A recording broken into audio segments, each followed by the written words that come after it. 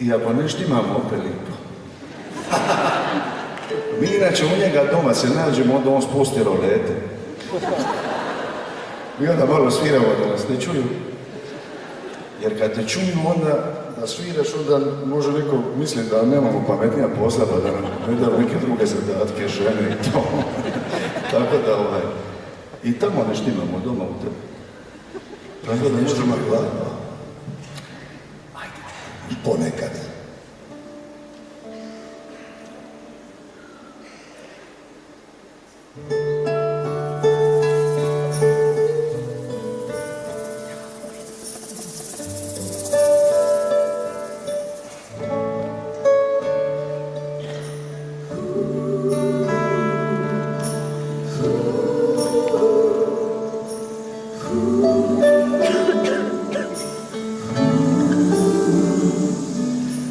Malo je reć da se prelija pjat, kad se vonj od nevolje u zraku čuti.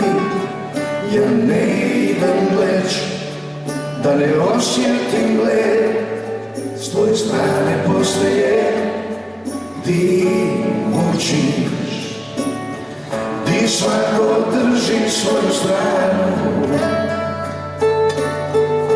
I ponosa i gluposti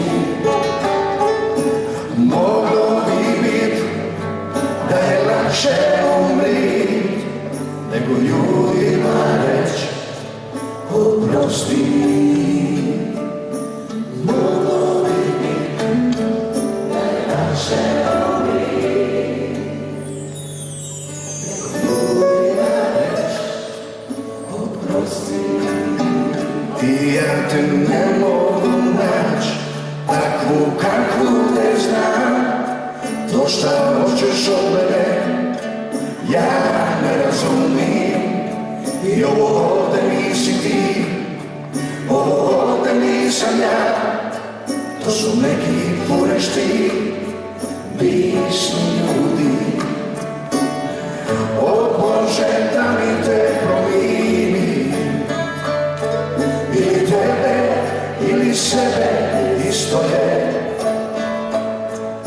Moglo bi bit da je lakše umrit nego ljudima reć oprosti.